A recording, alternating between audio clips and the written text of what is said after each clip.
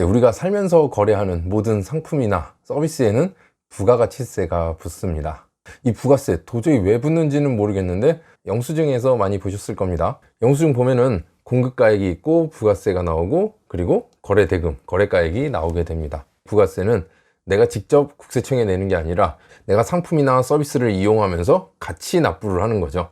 이렇게 부가세가 포함된 금액으로 판매한 사람이 나중에 부가세 신고를 하면서 이제 세금을 납부하게 되는 이러한 시스템으로 돌아가게 됩니다. 그리고 이러한 부가세는 부동산 거래에서도 들어가는데요. 지식산업센터를 비롯한 모든 상업용 부동산 거래 시에 부가세가 들어가도록 되어 있습니다. 지식산업센터 분양받을 때 들어가고 전매 거래, 나중에 매매 거래할 때도 부가세가 들어가게 됩니다. 아마 상업용 부동산 거래를 많이 해보신 분들이라면은 뭐 이런 부가세 납부하고 추후에 환급받는 내용에 대해서 잘 이해를 하실 겁니다. 혹은 이런 거에 되게 무심한 분들도 뭐 이런 게 있구나 하고 넘어가는데요. 가끔씩 이해를 못 하시는 분들이 있습니다. 왜 부동산에 부가세가 붙냐? 이걸 왜 내가 내야 되느냐? 저 양반이 비싸게 팔았으니까 저 양반이 내야 되는 거 아니냐? 라고 얘기하시는 분들도 봤습니다. 어쨌거나 부가세는 말 그대로 세금입니다. 세금. 상업용 부동산 거래 시에 부가세가 발생한다라고 말씀을 드렸는데 부가세를 주고받지 않는 거래 방식이 하나 있죠. 바로 포괄 양도 양수 계약입니다. 많이들 들어보셨을 텐데요. 오늘은 이렇게 부동산 거래를 하면서 부가세를 주고받지 않는 포괄 양도 양수 계약에 대해서 안내를 해드리도록 하겠습니다. 네, 상업용 부동산을 매매하는 경우에 이 매매 대금은 토지가액과 건물가액을 합산한 금액이 되겠습니다. 그리고 여기 건물가액에서는 10% 금액이 부가세로 산정이 되겠습니다. 아마 부동산에서 매매 계약을 하신 분들은 이런 계약서 많이들 보셨을 겁니다. 계약서에 들어가는 내용을 보자면 먼저 소재지, 그리고 토지에 대한 내용, 건물에 대한 내용, 그리고 매매 대금, 거래가액이 이곳에 들어갑니다. 그리고 계약금이 들어갈 거고요. 융자가 있다면 융자금, 중도금은 언제 할 것인지, 잔금은 언제 할 것인지 이러한 내용이 들어갈 겁니다. 내가 상가를 하나 가지고 있는데 이 상가를 부동산에다가 10억에 내놨고 부동산에서는 이제 10억에 산다는 매수자를 연결을 한 거죠. 그래서 이제 계약을 체결하게 된 건데 여기 거래가액에는 10억으로 들어갑니다. 그리고 이제 계약서를 작성하게 되면 밑에 특약사항에 많은 내용들이 들어가게 됩니다.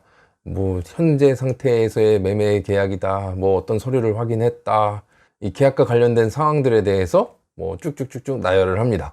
이 상가는 토지 대금 얼마 플러스 건물 대금 얼마로 해서 10억에 거래하는 계약이다, 이런 내용이 들어갈 거고요. 그리고 여기 건물분 10%가 부가세가 발생한다라고 말씀드렸죠. 이 부가세는 별도로 한다, 부가세 포함된 금액이다, 이런 내용도 특이하게 기재가 됩니다. 나는 이건 10억에 팔고 부가세를 별도로 한다 라고 했을 경우에는 매수자는 토지가액 더하기 건물가액이 10억인 거고 여기에서 그 건물가액의 10% 부가세가 추가로 납부해야 되는 금액이 되겠고요. 그리고 10억에 부가세까지 포함한다 라고 했을 경우에는 이제 토지가액 플러스 건물가액이 10억이 안 되는 거죠. 여기에 건물분 10%까지 해서 이제 10억으로 다 퉁치게 되는 거죠. 아마 상가나 지식산업센터 매매해 보신 분들이라면은 부동산에서 이러한 금액 뽑아서 안내 받으신 경험이 있으실 겁니다. 그리고 매매가 아니더라도 분양에서도 볼 수 있죠. 분양 계약서를 보면은 대지 금액 얼마, 건물 금액 얼마, 합쳐서 공급 금액이 얼마, 그리고 건물분의 10%죠. 부가가치세 얼마, 공급가랑 부가세랑 합해서 이제 총 분양 금액이 나오게 됩니다. 그래서 이렇게 상업용 부동산을 거래할 때는 토지 대금, 건물 대금, 그리고 건물분의 10%, 부가세 금액까지 포함해서 거래가 된다는 점 알고 계시면 되겠습니다. 이렇게 거래가 되고 나면은 매도자는 매수자로부터 이제 건물분 10%죠.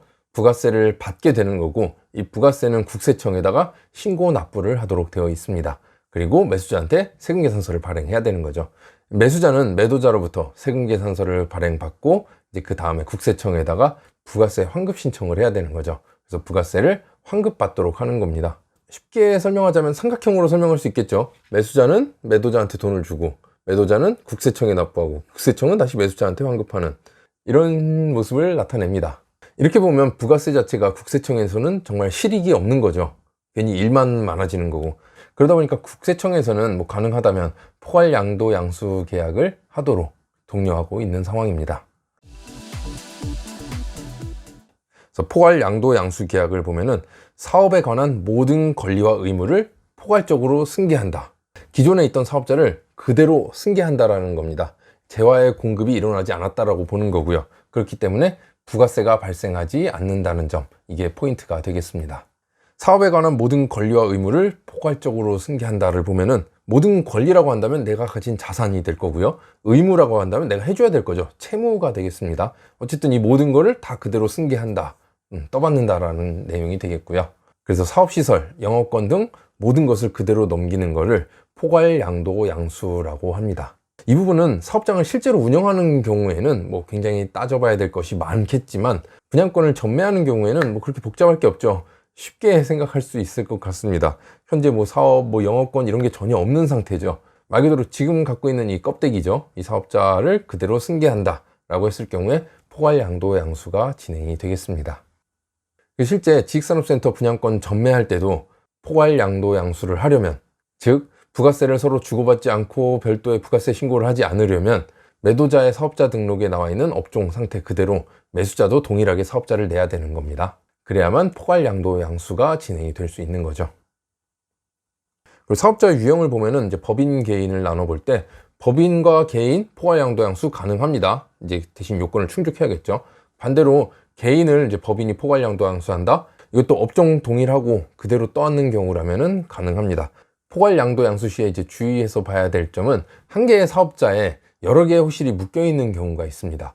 이걸 전체를 다 매도하는 경우에는 포괄양도양수가 가능하겠으나, 내 사업자에는 301, 302, 303호가 묶여 있는데 이제 매수자가 301호만 산다, 똑같은 업종을 하더라도 이때는 포괄양도양수가 되지 않는 겁니다. 그럼 어떻게 해야 되느냐? 뭐 부가세 주고받고 신고하고 환급받고 이러한 절차를 따라야 되는 거죠. 이해되셨죠? 포괄양도양수, 아마 부동산 거래하다 보면은 많이 듣게 되는 단어가 될 거고요. 내가 거래할 때는 뭐 포괄양도양수를 요구할 수도 있고 요구를 받을 수도 있게 됩니다. 이건 뭐 부가세 납부하고 되돌려 받는 금액이긴 하지만, 어쨌든 대부분의 사람들은 그냥 최대한 내 주머니에서 나가는 금액 최소화하기를 원하죠. 다음 달에 되돌려 받을지언정 생략할 수 있다면 절차상 생략하기를 원합니다. 그래서 많은 분들이 거래 시에 포괄양도양수에 대해서 문의를 하고 따지게 되는 것인데요. 오늘 안내해드린 포괄양도양수 잘 참고하셔서 계약을 하시면 좋겠습니다. 이번 영상은 여기서 마치겠습니다. 영상 유익하셨다면 구독, 좋아요 부탁드립니다. 감사합니다.